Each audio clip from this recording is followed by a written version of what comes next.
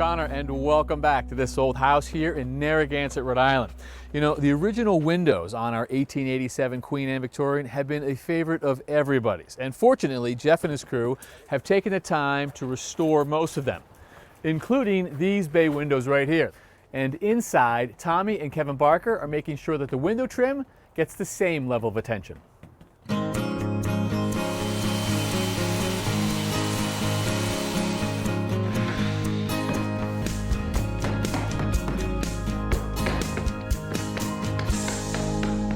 These stained glass windows are an original architectural detail to this house.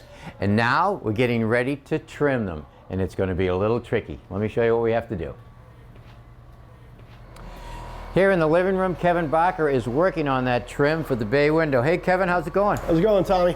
So what do you got here? This is the trim package for the head casing. Yeah, we're doing the bay window right now. So it's all paint grade poplar. Yeah. This head casing is composed of 7 different pieces right now. All right, so you got 1, 2, 3, 4, 5, 6, and 7 inside there. Yep.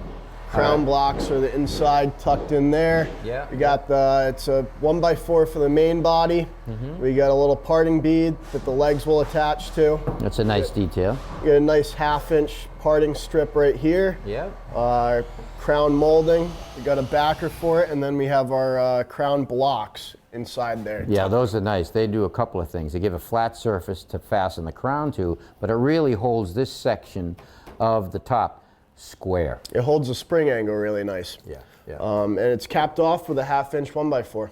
And I see you glued it all together and you put it together with some pocket screws. Yep.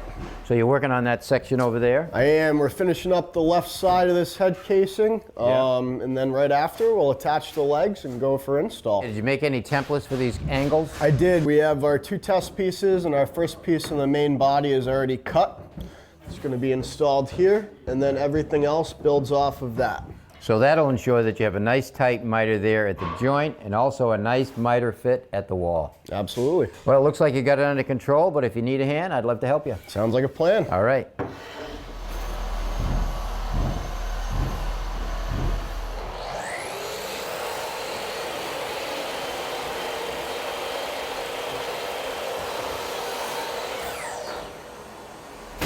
Nice. Yeah, I'm good.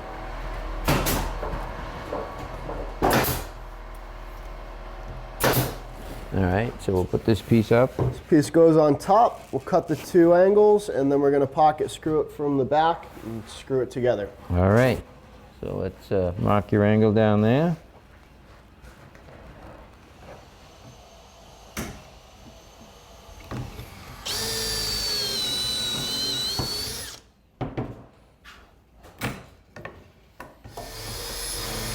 All right, so these holes are for what? These are going to be used to attach the crown backers. Oh yeah, the little blocks.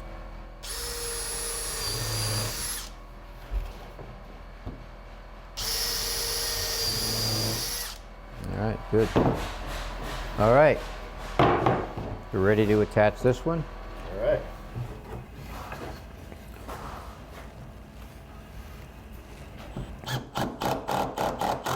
These screws pull everything together nice and tight. So these are the backers now to hold the crown molding right? That is correct. We're going to tack them onto the brad nail, and then we'll fasten them with a screw from the back.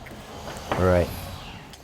All right, so we're going to glue this joint up, and then we'll screw it from the back and attach them together. All right.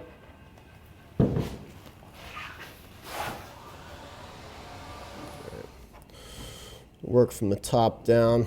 Try to get this tightened.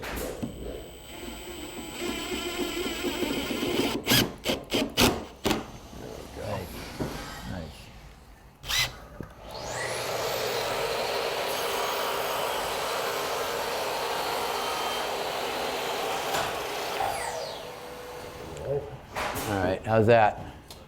That looks beautiful. How's that line Yeah, up, Tommy? that's perfect. I think we take a 16th off of it, but we're good. All right. See how this works out. Flush here. How's it look? Pretty tight. Perfect here. Awesome.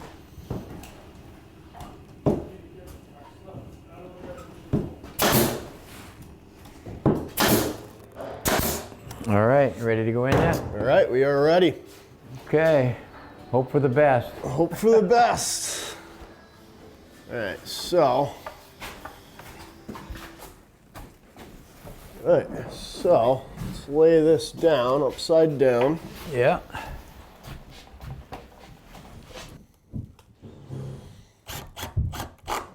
Nice. Right.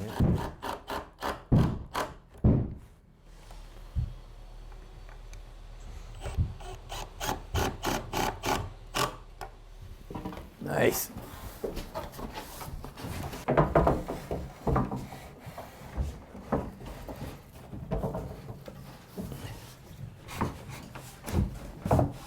Oh yeah, this is gonna fit perfect, Kevin. Nice. Nice job. Tight against the wall. Yep, tight against the wall, tight against the casing. Awesome. This leg's looking good too. Right. Grab the guns and we can start nailing her off. Sounds like a plan. All right. It looks good. Oh yeah.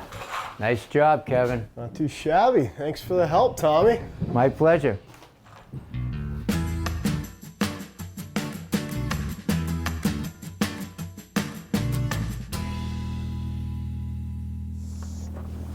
Hey Ben, don't turn off the power to our heating system. What are you working on? Don't worry, buddy. It's freezing out here. I can't wait to go inside.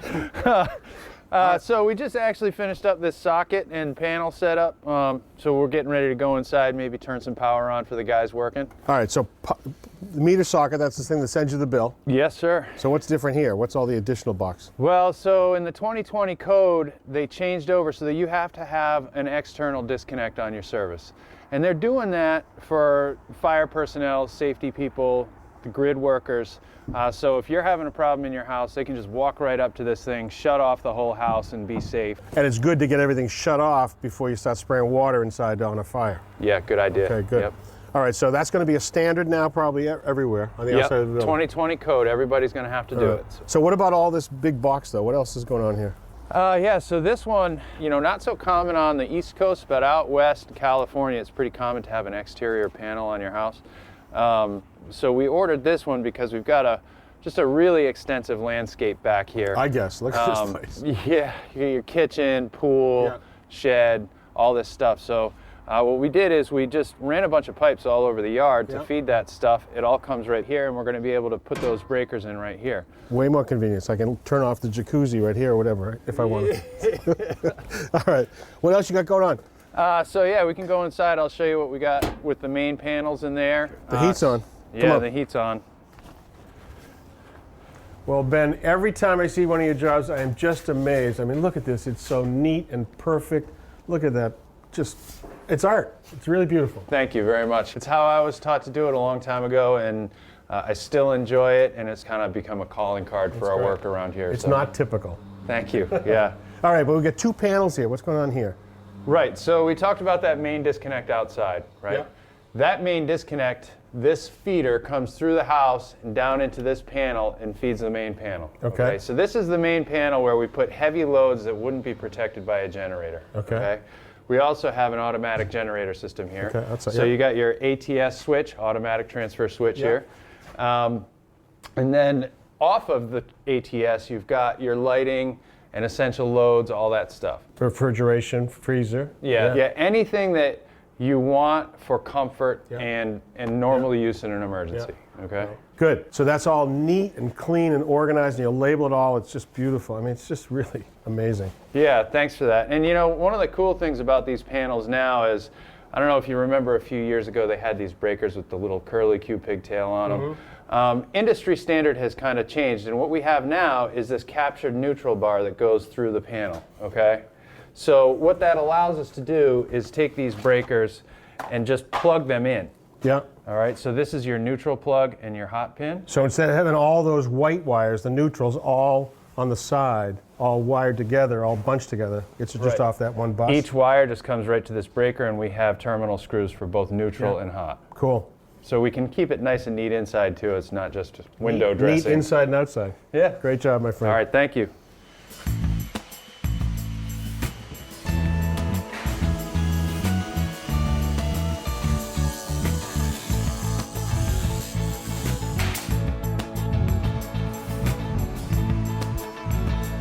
Backsplash, you want to do someplace, boys? I got some nice tiles for you. Well, this patio and the outdoor kitchen's really looking good here, Mark. Oh, this is great. This is that Indiana limestone. Yeah, I was wondering what it is. Yeah, it's their tumbled stone. You can tell by looking at the edges. See how they're a little round and beveled? So It's they great can look. veneer all that nicely Yep, there, and all looks like that. they're putting it on the side of the foundation. Sure, got to match the foundation. I love it. Yeah. All right, so tell me about this paver here. What's going on with this? I love this. This is the same Indiana limestone. It's obviously their patio stock. This is the Modesto blend, which I love.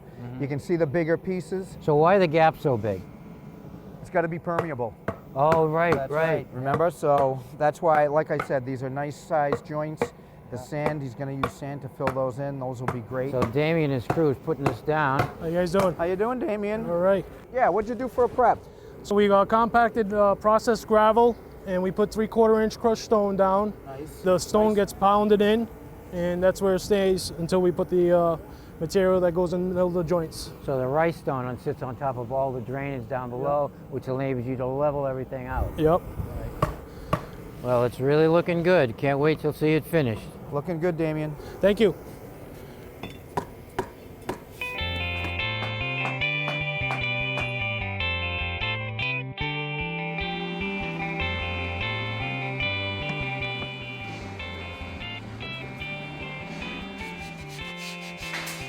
The antique windows on our project were always beautiful, but never efficient. Jeff's crew wants to fix that. Hey Riley, how's it going? Hey Tom, good. How are you? What do you got there? So we got some wood storm windows that we got to put on over at the house to increase the efficiency over there. Yeah, I had a feeling you were going to have to put storms on there. When I put those windows in, as nice as they are, I said, you're still going to have some problems. Double hungs, you can't make them really tight. They're going to be drafty and you're going to have a problem. Yep, definitely. So we're going with nice mahogany storm windows. Oh, that's great. You can paint them up and it's really going to look original to the house. That's Yeah. a nice feature.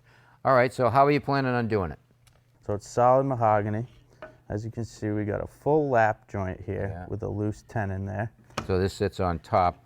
This will sit right on top like that. So you get plenty of glue surface. You've got a mortise there.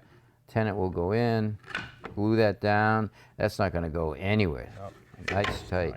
And I like the fact that you have a rabbet right here. That's nice. Yep, the rabbet's here. So once it's all glued and put together, we're going to put a 1/4 inch laminated glass, and then we've got stops that are going to be pinned in from the outside. So if you ever have to take that out, you can pull the stops. Exactly. Yeah, that's great. Okay, so you want to get started? Yeah, let's do it.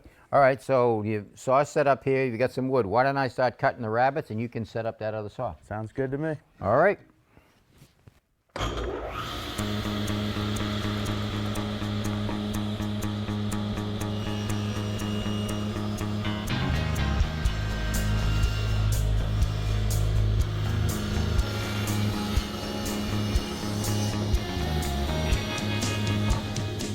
All right, now I got to reset the saw to remove that piece.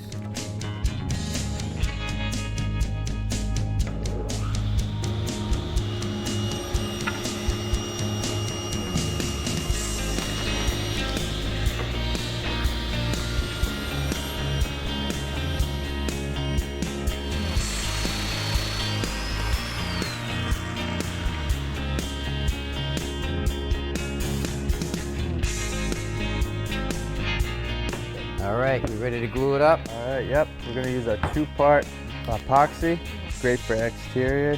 That stuff really holds well. Yep. So we'll glue all the joints, put the dominoes in, put it together and clamp it. All right, 64 3/8, right on. Awesome. All right, we'll let this set up, send it off to get painted, put the grooves in for the weather stripping. We can install the glass and put them on the house. Sounds like a plan. Great. All right, we're getting the brackets on now. You can see we got a couple of brackets at the top of the window already installed. And on the back, we've got a weather stripping that goes down across the top and under the bottom. And these brackets will actually hang up top. They're gonna go on just like that. So because this window will be removable, we just pick up on the window, tilt forward, pick up on the window, and it'll fall out of the opening. So Riley's finishing up the last bracket, and then we can get this hung.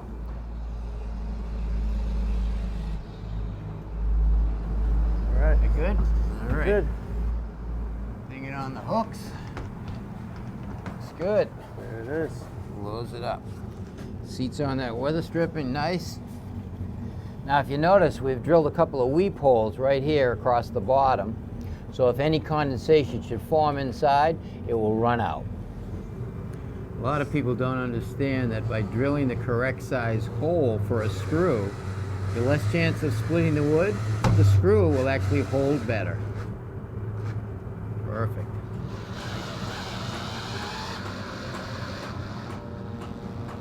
Everything's ready, weather stripped. You know that a storm window like this can improve the efficiency of the window behind it 20 to 30%. Wow, that's just what we need with these old windows. Oh yeah, it's a big difference. And they look great. Nice job, Riley.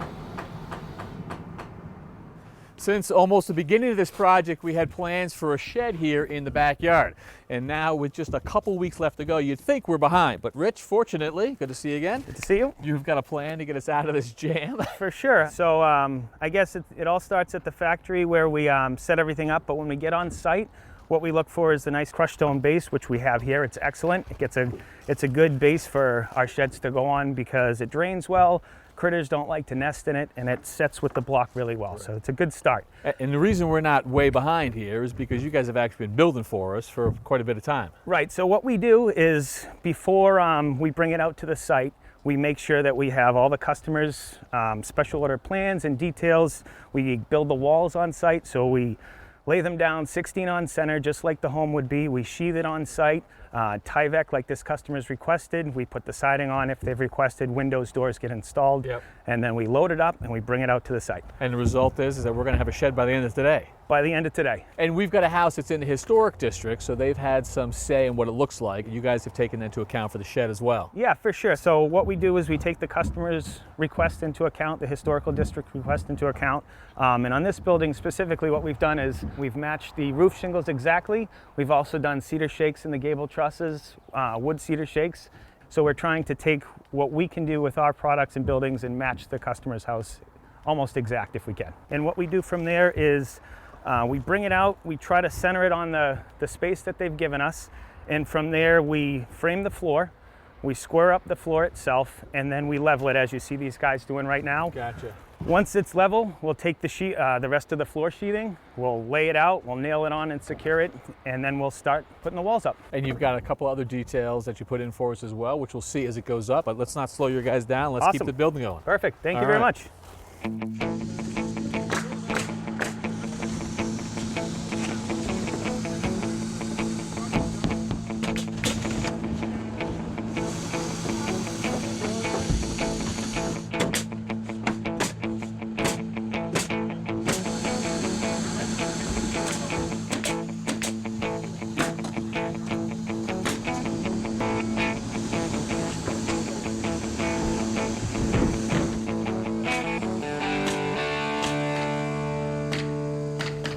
I guess you don't need any big equipment to get them in when it's this size. That's nice, right?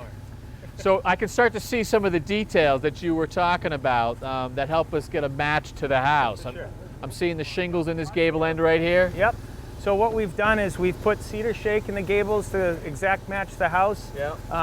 We've upgraded the overhang so that it's cottage overhangs, added 6 inches. So this rake board right here, the way this is bumped out. Yep. That's a Eve little overhangs extra. there. Yeah. We've put some transom windows in there to match the detail in the house. Yeah, I can see So that. they're That's right nice. below your vents. Right. We've also upgraded the door to a 9 light just to add some more glass into some light for inside the building. Gotcha. When it comes to a step up on the roof line, we've exact matched the asphalt shingles, and we've also added copper valley so that they match the house perfectly. Oh, that's nice. So we're actually going to get that asphalt on this roof as well. Absolutely. Okay, and as I look at the house right here, I can see the shingles up top in the gables, but then down below on the side walls, we've got claps. Is that what we're getting here? Yep, we're going to put cedar clapboard on the walls here, exactly match how the house is. We're also going to add a whiteboard in between where the cedar shake is to the clapboard so that we add that defined wall to truss So definition. above this window line where I'm seeing that horizontal white trim, in our case we've got the red rosettes there, we're going to get that same white trim board here. We're going to get the white trim minus the rosettes. If Yeah. the customer feels they want it, they could probably add that after. Beautiful, nice, I like it. That's going to help it fit in. For sure.